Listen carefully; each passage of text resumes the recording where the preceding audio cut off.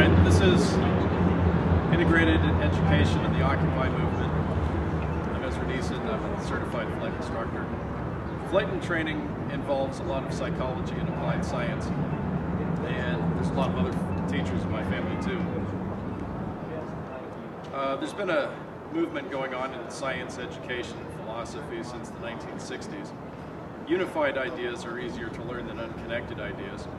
So a simple thing that could be done that would greatly improve the education system and cost basically nothing would be for scientists to find unifying principles that connect two or more fields of study.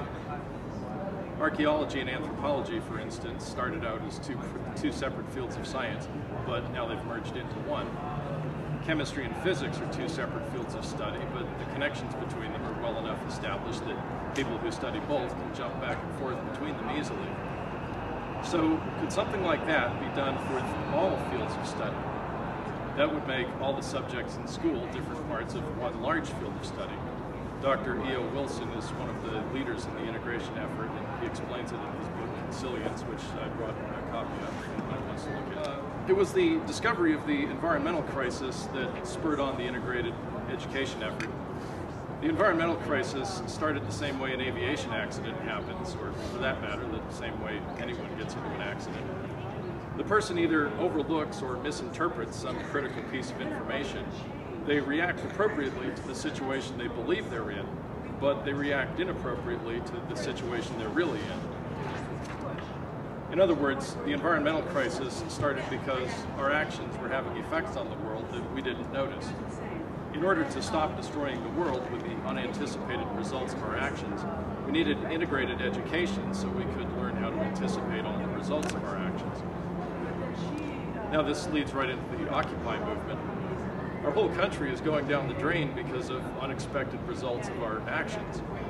The United States is founded on the ideal of democracy, and we have laws that are supposed to organize our democracy. But when we all tried obeying the laws, what we got wasn't democracy. It was the 1% taking over the world. We thought we had a plan for our country and we were out here protesting because the plan isn't working. So let's start by integrating three historical events. The United States is supposed to have a secular government. That means we make our decisions based on evidence instead of on strong feelings that certain ideas are right. That's why we use evidence in court instead of having the Salem witch trials. The United States Constitution was written in 1787. The theory of evolution was the big piece of evidence that made biology a science. Before the theory of evolution, biology was called naturalism. That was just a bunch of observations people had made about nature. The theory of evolution was the discovery of how all these observations fit together. Charles Darwin worked on the theory of evolution for about 20 years in secret, piecing together a lot of observations before he released it to the public in 1859. That means we have a government that's supposed to be based on evidence, but it was founded by people who didn't know the fundamental law of biology. The laws of thermodynamics are the fundamental law of physics. That was discovered, the discovery of how patterns of how energy moved through the universe and pushed matter along with it. The first two laws of thermodynamics were discovered in 1868. So that means the Constitution was written by people who didn't know them either. These three discoveries led to 7 more discoveries. These 10 discoveries make up the foundation of environmental science, which means what that means for the history of the U.S. and for us today is that the Founding Fathers did know how to build a country that would get powerful enough to survive among the British, French, and Spanish empires that were colonizing the Americas, and that could establish democracy as the new foundation of governance. But they didn't know how to organize a society in a way that could avoid the environmental crisis. The pioneers of environmental science discovered the environmental crisis in 1968. That was the discovery that we were using our resources at unsustainable rates. In 1968, humanity as a whole was not yet using up resources at an unsustainable rate, but the scientists could see it coming when they compared the annual growth rate of our use of resources to the resources in the world. They discovered that our economic relationship to the environment would soon pass the point of our using resources sustainably and that would lead to economic breakdown sometime in the 21st century. Now, what is the Occupy movement doing out here but protesting the global economic breakdown? A solution to the environmental crisis depends first on education, so we can find out where we went wrong. People getting better education always has political results. People who know what's going on make different decisions from people who don't know what's going on. That's why part of oppressing people always includes limiting their education, and part of people liberating themselves always includes the struggle for better education. As I and every other certified instructor in the U.S. learned in the course of our training, the success of education is measured by the self-empowerment of the student. That makes education a political movement all by itself. Has everybody been to GA meetings or meetings here? Is anybody new here? We're new. I'm new attending. Okay, all right, that's great. Okay, all right, great. Thanks for coming out here today. Well, here in the Occupy movement, we've got something that we call the People's Mic, which is basically a replacement for loudspeakers for making announcements. I say mic check, and then you say mic check, and then you repeat whatever I say. I've found that this is all, we do that to make, to make ourselves louder. But I have also found that it's very empowering, because one way the 1% control the education system is to make some ideas seem so strange that nobody dares to believe in them, because these ideas are so far removed from what everyone else seems to believe. So if everyone has the same idea but nobody realizes that, and everyone goes on pretending to believe in the old idea because they don't believe they could put the new idea to use anyway. So hearing yourself say something that makes sense to you, and hearing a lot of people around you saying it at the same time, makes us all stop feeling isolated. And there's some people honking at us. Makes us stop feeling isolated and makes us start feeling like part of a community. But there's other teach-ins going on right now, and we don't want to interrupt them, so this is going to be a quiet mic check.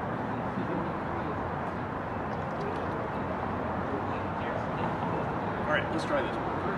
Mic check. Mic check. Mic check. The success of education is measured by the self-empowerment of the student. Right on. If the student isn't learning, education is not taking place. Education is not taking place. Okay, I'm mic check. How do y'all like that? I would add to that, education is has to be a convergent process. The educator, the teacher, has to know about the one he's trying to educate and where that child is coming from, what that child, and also what that child needs to live in the future. How those children need to live in the future. Yes. I don't think that's occurring.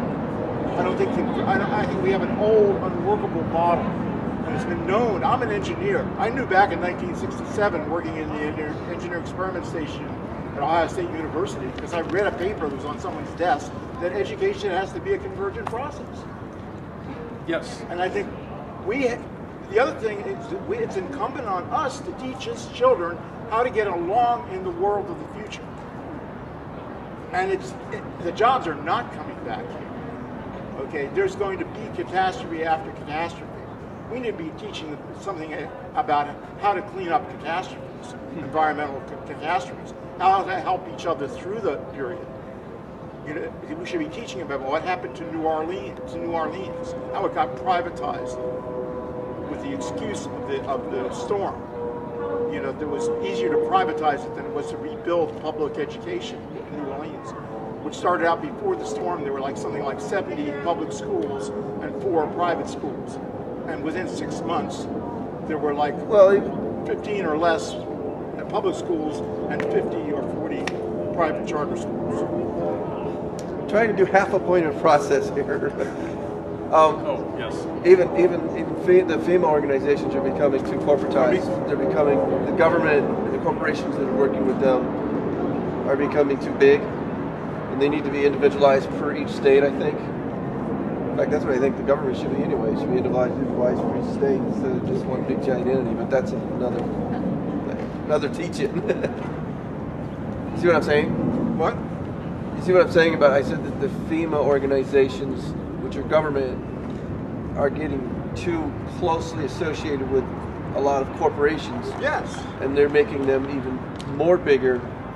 My feeling is that they should individualize each disaster organization per state, per incident.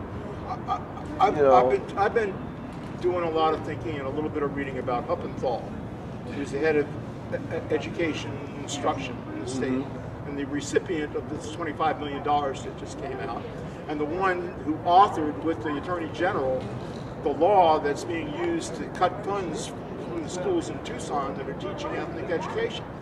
And he's also behind more standardization and incentive pay for teachers. And I'm thinking, why is he doing this? You know, I mean, he's a what I would call an edutechnocrat. Okay, he's not a big power person with a lot of money and a corporation. I can understand those people. And I'm thinking, what is this driving this guy to do these things? And all of a sudden, I was like the other night looking at a box of cookies, and I wanted to pick a cookie out for myself. It was offered it by my roommate, so I said, which is the best one? Oh, is that, that? And I realized, they're all the same. And that's what he wants. Okay, that's what those technocrats want. But it's not what's driving them. It's what gives them an excuse for doing what they're doing. Because they feel like they're giving equality to the 99%. And the way they're giving equality to them, in his mind, is making them all equal. Oh, right, trying to make them all identical. Identical. Yes. Yeah. Identical and equal. Then he feels vilified for what he's doing. He feels driven by that because he doesn't understand enough about the rest of the educational process. Yeah, That's right. A more technical term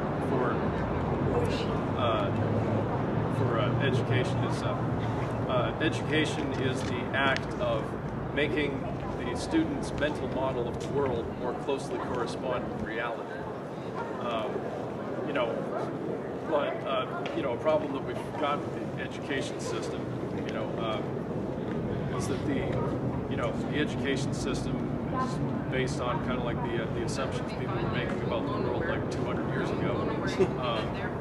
Our situation has changed, and our education system isn't keeping up. To prepare students for the future. They're graduating preparing college students for industry that wants them to be scientists and engineers and such. The cream of the crop or whatever. Yeah, not good preparing workers. them to live with the kind of problems that we're going to be having. Not preparing them to live together. They're teaching them to be competitive. They're teaching them to cheat. They're teaching them to do the hive. anything they can do to Teaching them. succeed in the capitalistic system. They're teaching them almost like a socialist thing. It's like a hive mentality. You are a worker bee, and this is how you're going to function in society. Yeah, that's right. We make a lot of the same mistakes that they made in the Soviet Union. That's what the modern education system is. The government-regulated one is doing, in my opinion. Yeah. It's become too, like you were saying, it's too fundamentally. It's I can't think of the word, old-fashioned. It isn't adapting to the changes to the economy and the environment and politics and everything else. What they're teaching in schools nowadays, it's probably what they were teaching 10 years ago. It's the same curriculum, and they need to refresh and renew and rebuild on all these ideals and get more interaction instead of just going to a professor and saying, I don't know the answer to this question. The professor says, well, it's in your book, read it. Yeah. Have the guy actually know,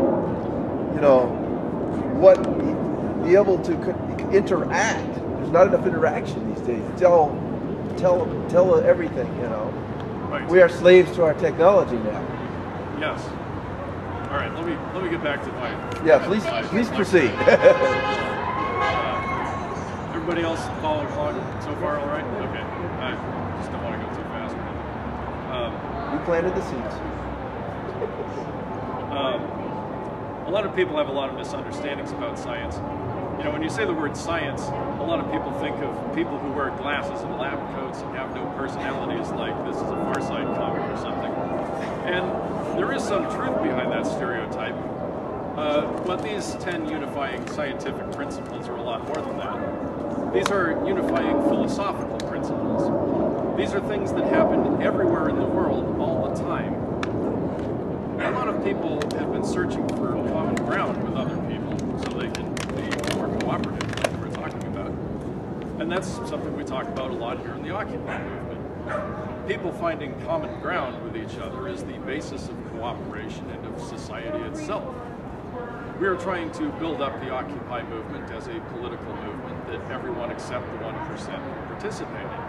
A lot of people have sensed that they have a lot of common ground with other people, and they're right.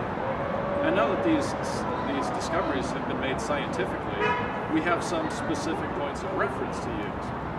These aren't just philosophical ideas in the sense that people usually think of the word philosophy as just a bunch of abstract ideas.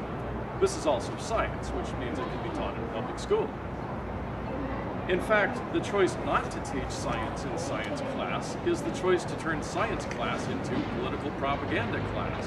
And they tried that in the Soviet Union too, and where's the Soviet Union now? On the front line of the Occupy movement, a lot of people are volunteering to face off with the police.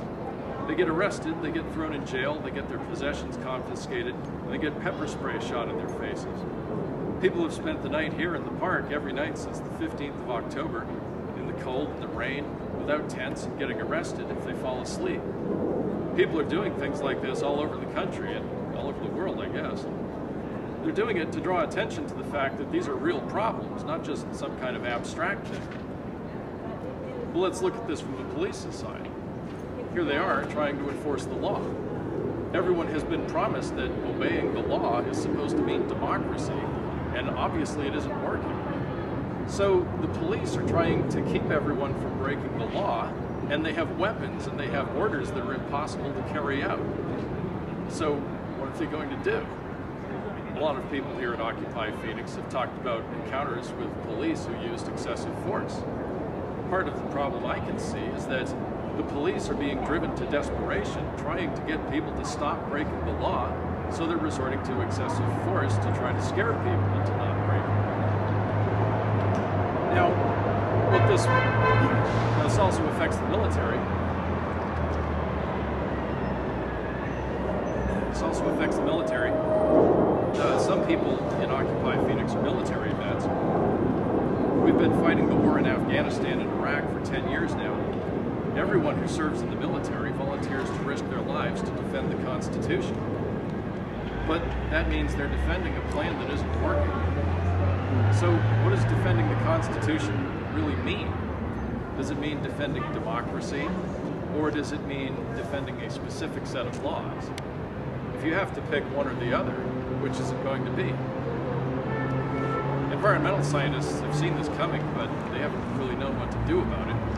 As the saying goes, like I said, if we pit the Constitution against the laws of physics are going to win. What they mean more generally is if we pit our political system against scientific laws, the scientific laws are going to win. They say this among themselves and they write it in their books, but I've never heard of any of them coming out and saying it publicly because they don't want to be misunderstood and get arrested for trying to overthrow the government. So that's the background of the problem.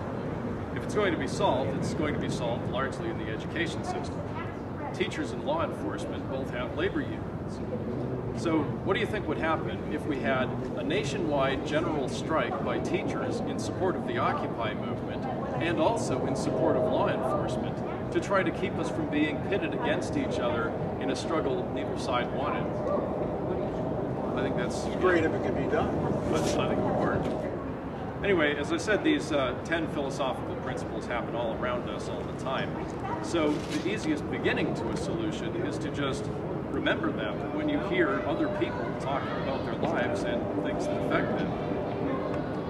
Principle number 1 is the first law of thermodynamics. This says that matter and energy can never be created or destroyed. They can only change form.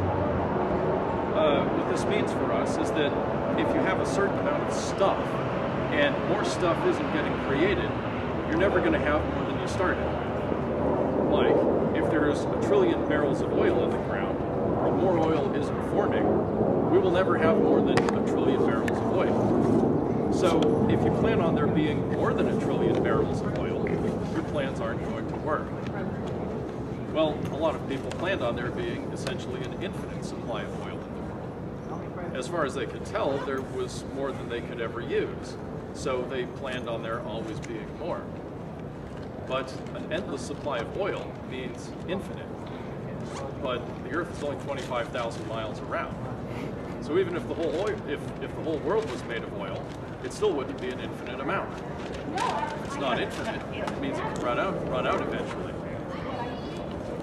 Closely related to the energy crisis is the recession. If you get laid off from your job and your unemployment runs out, and you've got $10,000 in your bank account, and you're paying your mortgage every month, sooner or later, your money is going to run out.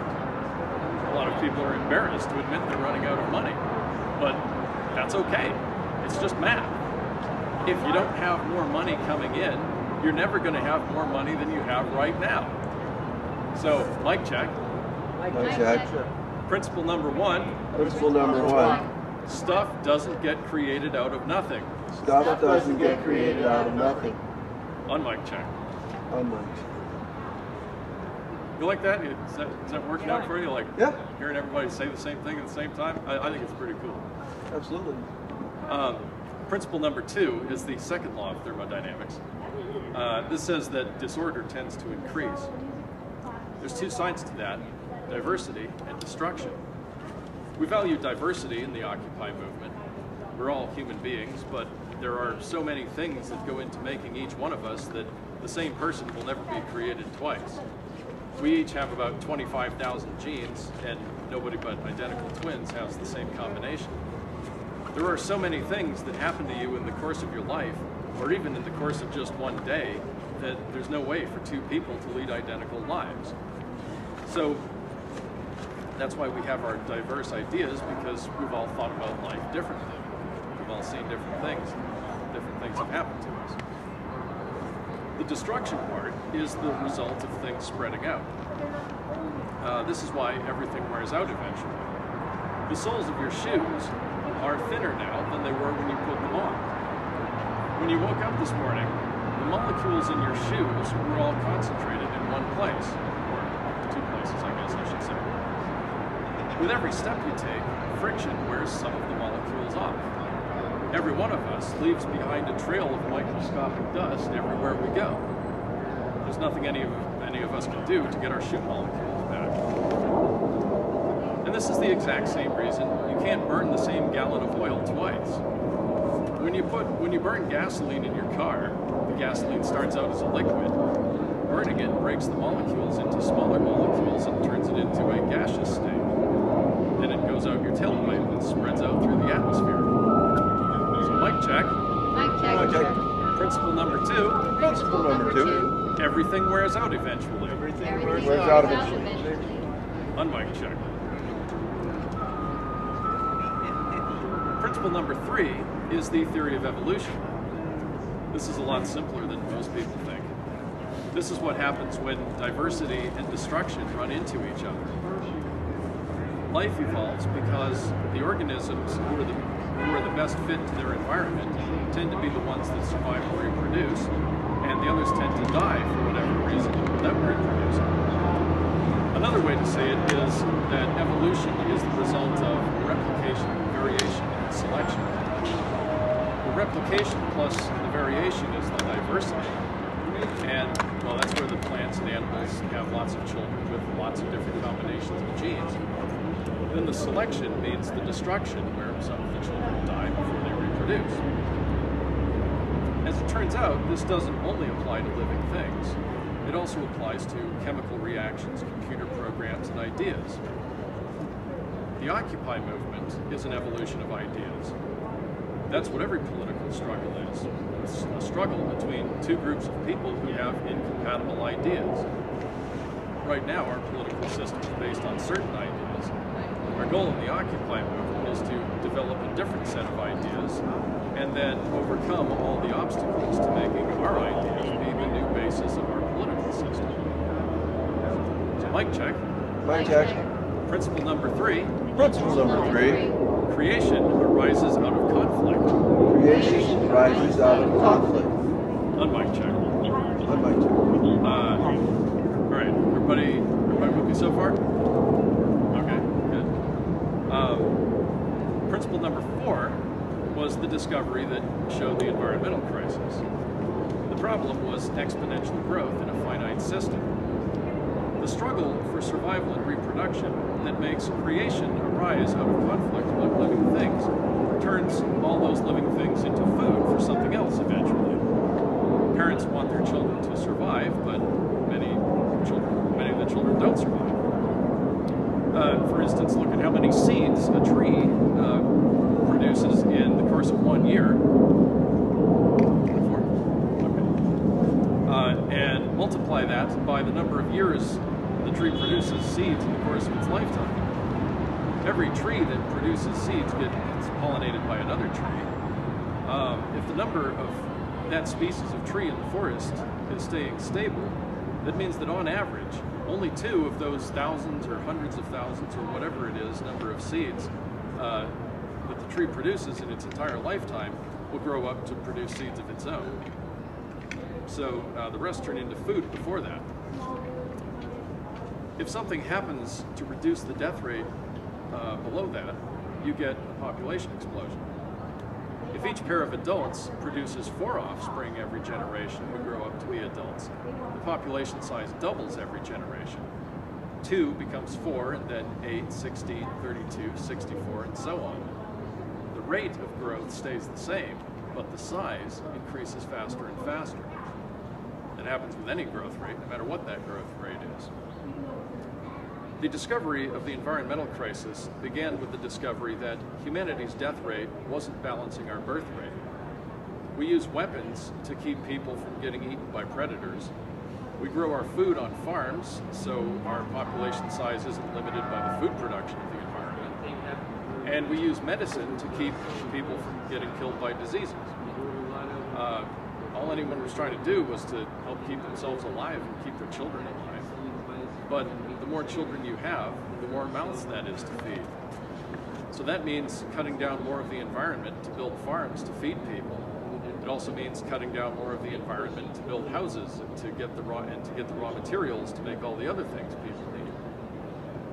Meanwhile, people were building more and more machines to cut the environment down with, and we're building more and more factories to turn the raw materials into finished products. So even if our population size was staying the same, we still would have gotten into an environmental crisis that way. What we have instead was an increasing number of people, each using up the environment more and more every year. So mic check. Mic check. Principle number 4. Principle number 4. The faster you use something up, The faster you use something up, the faster you run out of it. the faster you run out of it. On mic check. Unmic. Now we're up to 1968.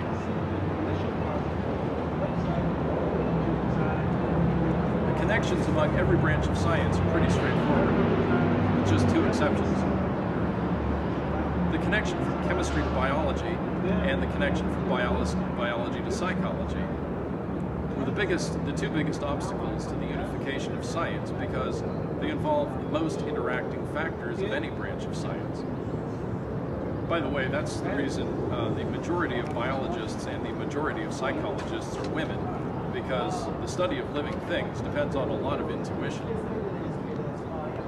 2 of the remaining 6 principles connected chemistry to biology. The other 4 connected biology to psychology. The connections from from chemistry to biology were both made in the 70s. The first is called the selfish gene theory. Basically, this says that genes are molecules that make copies of themselves. They don't know how to do anything else because they're just molecules. They don't have brains. That solved a lot of mysteries in biology at the time, like terminal diseases, for instance. If you get AIDS and it kills you, how does survival and reproduction explain that? When you die, the AIDS viruses in your body die, but viruses don't know that because ahead. Even though individual viruses die, the disease keeps spreading because people pass it on before they die. Well, that's how you get population explosions too. If you have an island with deer and wolves living on it, and you kill all the wolves, the deer will have a population explosion until they eat all the food on the island. The deer can think, because they do have brains, but they can't think far enough ahead to decide not to have a population explosion. The reproductive instincts balance out with their natural predators, so they feel like having children at the same rate they get eaten. They just don't realize that's what's been limiting their population size. So they can't make different decisions when their predators stop eating them so quickly. Mic check. Mic check. Principle number 5. Principle number 5. Genes are molecules Genes are molecules that make copies of themselves. that make copies of themselves. On mic check. That led right into the other discovery between chemistry and biology, which is called the Gaia Theory. This was the discovery that the stability of an environment depends on all the cycles of life in it staying in balance. That includes all the replication cycles of the genes in the environment, and it also includes all the cycles of all the other chemicals that aren't genes, like the pH of the soil, things like that. Also the carbon dioxide in the atmosphere. We got into the environmental crisis because we threw the cycles of our planetary environment out of balance. Homogeneity. All that homogeneity. We got into the greenhouse effect because we're making greenhouse gases go into the atmosphere faster than they're leaving the atmosphere. So mic check. Mic check. Principle number 6. Principle number 6. The stability of an environment depends on all the cycles in the environment balancing each other out. On mic check. The next 3 principles are the selfish gene theory applied to human psychology. This branch of psychology is called evolutionary psychology. Principle number 7 is the selfish gene theory applied directly to psychology. With every decision you make, you're trying to keep your genes alive in the best way you can think of it. You just don't notice the part about the genes. What you notice is that,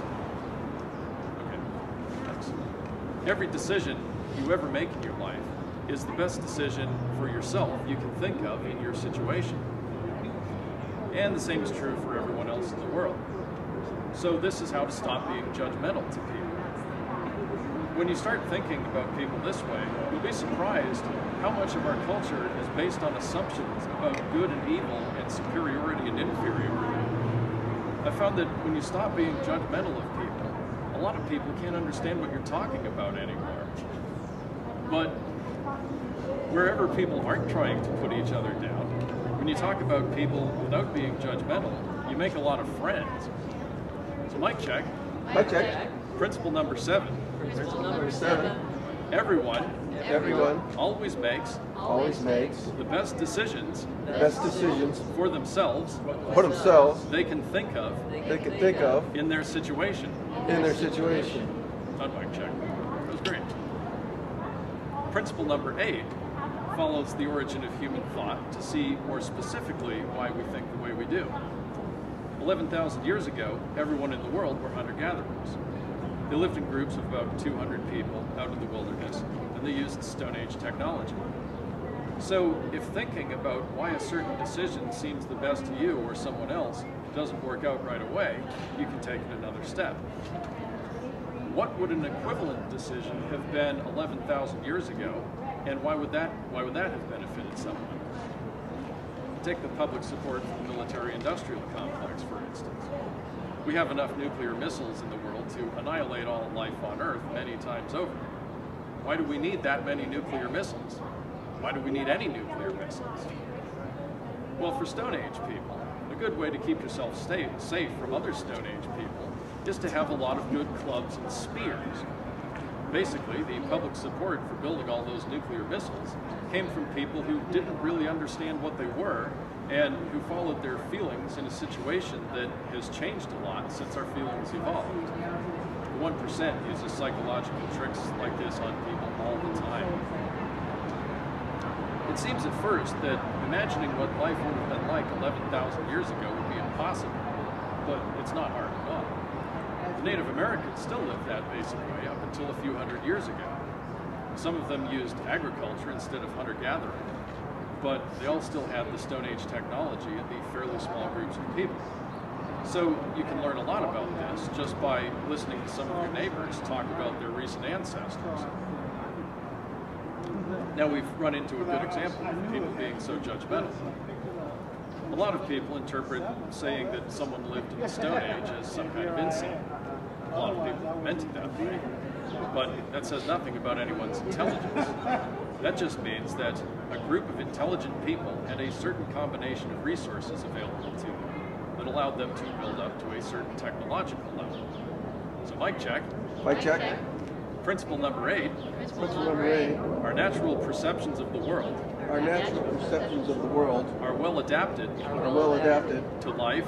To life. As of 11,000 years ago. As of 11,000 years ago. Which is why. We need good education. We need good education. A good book to read about this is called The Stone Age Present by William Allman, which I wrote a copy of that too. If anyone wants to look at that. Principle number 9 is the connection between emotion and intellect and consciousness and subconsciousness.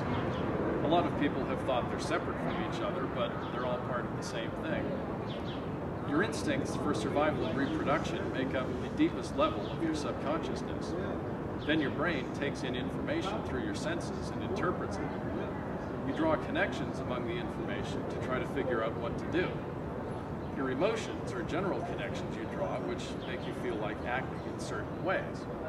You make those connections without realizing it. So that means your emotions are your subconsciousness.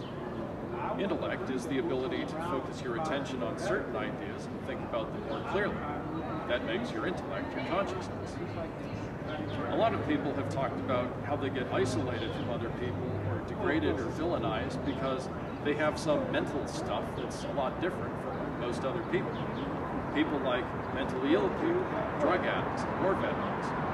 A big problem for people in situations like those is that they feel really lonely because they don't have anyone they can talk to about their thoughts and feelings. There's a lot you can do to help those people, basically for free, just by being compassionate toward them. Wherever someone seems to you to act strangely, you can use these 3 psychology principles to make sense of it. Whatever the person is doing, they're making what they believe to be the best decisions in the situation they believe they're in. So to understand why they're acting the way they do, you just have to figure out what situation they believe they're in. You can do this best if it's someone close to you and you can see patterns to what they do in different situations. For instance, my great uncle fought in World War II. The Germans shot a lot of artillery at him. He got post-traumatic stress disorder for the rest of his life. After he came home, whenever a thunderstorm would come through, he would go get in his car and drive around. People thought he was crazy, but he was doing something that was perfectly sensible to him. You can't aim artillery at a moving target. I think he might have been checking around to make sure everyone in town was all right. You can use this on yourself too. If you notice that you keep making the same choices in life, like you keep getting into the same kinds of relationships, or you keep having the same kinds of problems with people, look for a pattern. If you keep doing the same thing over and over, it means subconsciously you're making a decision. So by looking at what you keep trying to do, you can gain some insights into goals in life you never realized you had. For instance, a bunch of years ago, I realized that no matter what I do, I keep taking on bigger and bigger challenges just to see if I can meet them. So that was a big clue to me to the kinds of things I like to do in life.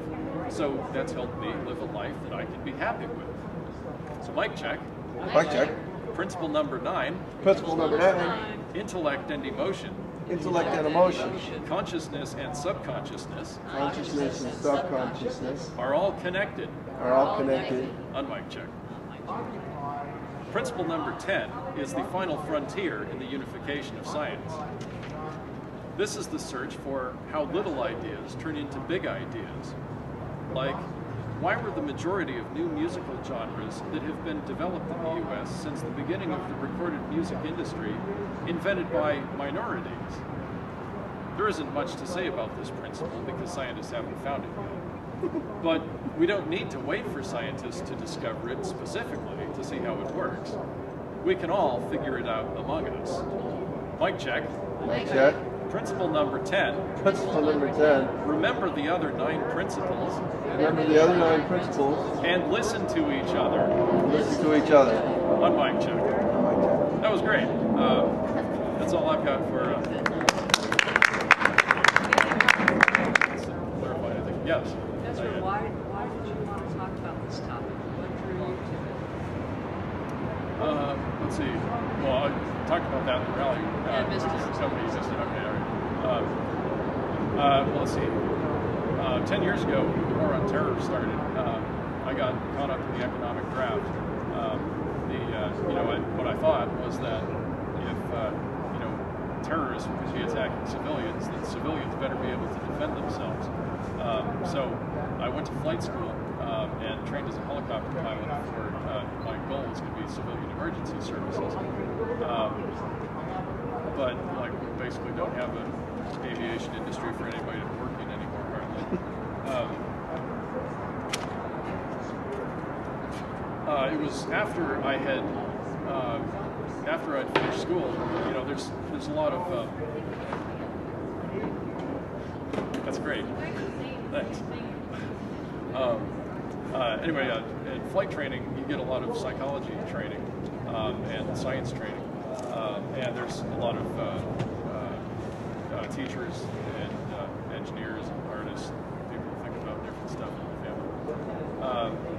Anyway, it was after I'd finished my flight training that I found out about this, this unification movement, which, could have gone a long way toward keeping the war from having started in the first place, or war in general. I found out about all this, the study of human evolution, the evolution of human psychology, right in the middle of the evolution versus intelligent design debate, when the president's strongest supporters were trying to keep anybody from learning about evolution.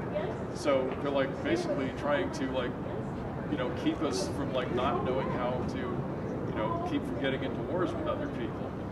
So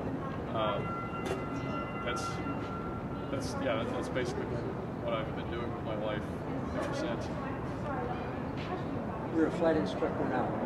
I don't work as a flight instructor, but I'm certified as a flight instructor. Certified rotor also? Fixed yeah, and rotor? No, I'm a helicopter pilot, so. Oh, so you're a rotor, okay. Yeah. Cool. At one point you said something about so that we can eventually get our ideas to replace their ideas.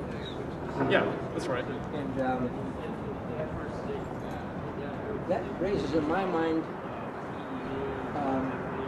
the question of who has all the answers.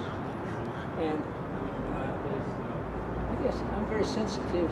While I really hang with the 99 and really have struggles with the 1%, there are lots of good ideas in the 1% that I don't want to cast off. And there are lots of good ideas in the 98% that I want to advance. And I want to be able to identify those two and honor those two. Otherwise, we're just in conflict and we're just banging each other around, and whoever happens to be the winner happens to have their ideas in prominence, but their ideas are full of mistakes, their ideas are full of emptiness, lost from what's good over there that's been lost. So I think that's something very important to keep in mind. Nobody has all the answers. Well, you're right. I was just using a little poetic license there for the sake of simplicity. Yeah, I mean, no society is what any one person ever wants it to be at any time, unless it's a dictatorship.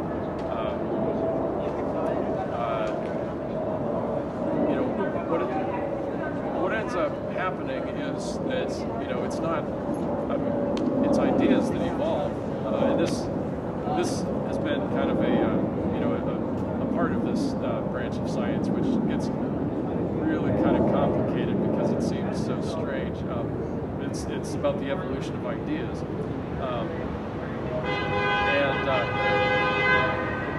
basically what we're really trying to do is to get, well, I mean, what some people are trying to do is like point out conditions, but what's going to end up happening is what always happens when two groups of people have a struggle against each other, which is that some of their ideas on both sides get weeded out, and then you end up with a better set of ideas. Well, aren't we going into something along the lines of dialectics then, where ideas evolve by opposition and then synthesis and then new and so forth? Yeah, exactly. That seems to be the progression of the evolution of social history.